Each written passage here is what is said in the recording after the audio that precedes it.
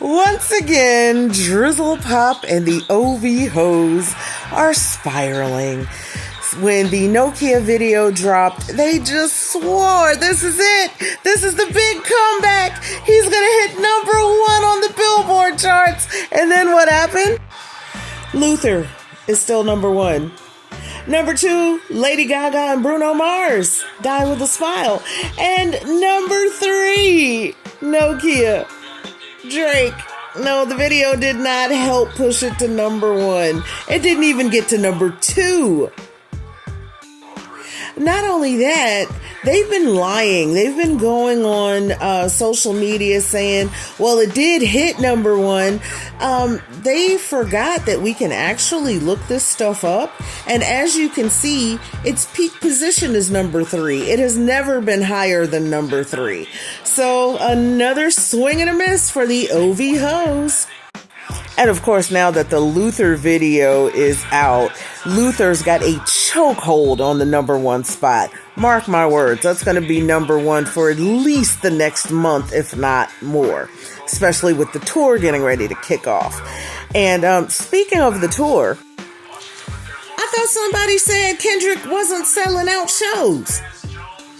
I thought somebody said Kendrick couldn't sell out big football stadiums. What? It looks like 20 out of the 23 North American dates are sold out. And let's not even get into how quickly the European leg of the tour has already sold out. But let's go. What is even more masterful is the fact that the Luther video not only tells a story, has so many little hidden Easter eggs throughout, but there are still very subtle digs at Drizzle Pop, and I'm here for it. Now, if you notice, Sir Kendrick of Lamar is dressed in the Canadian tuxedo in the Luther video, but there are some other very subtle things going on too. The director, for instance, Karina Evans.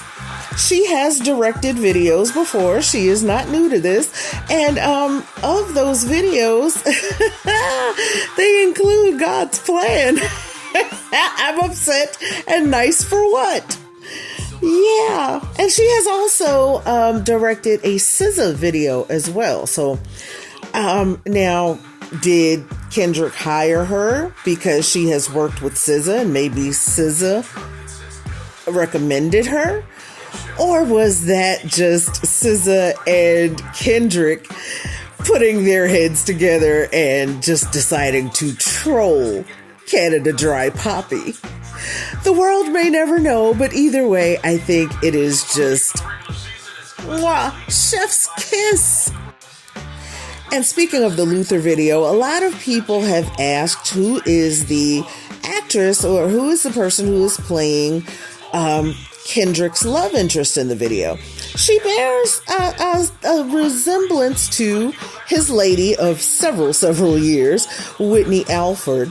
But no, that's actually not Whitney. She is a Nigerian-American musician, visual artist, and model, and her name is Anastasia Enyuke. So that was interesting to know. And also, SZA's love interest is portrayed by a model named Jaron McKinley. Some people pointed out that he bears a striking resemblance to Canada Dry Poppy.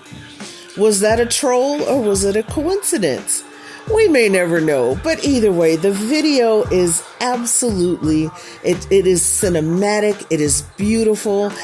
It's a mini movie. Personally, I love how they didn't just rely on the samples of If This World Were Mine. They actually, a couple times through, in the middle of the video and at the end, they played actual parts of the original song. And I think that was just a beautiful tribute to Luther Vandross and also Cheryl Lynn. So, yeah, a lot of us who are old enough to remember that classic are going back, reminiscing and listening to it. Now, a lot of the younger, the millennials got to know that song from the movie The Wood. And I think that was a beautiful nod to Luther by introducing that song in the movie. And now with the Luther video, per Kendrick Lamar and SZA, Gen Z and Gen Alpha, they are being introduced to the classic sounds of Luther Vandross. And I think that is just the cherry on top to it all. So, once again, we are celebrating more Kendrick wins. KDOT this is his winning season, y'all, and I'm here for it.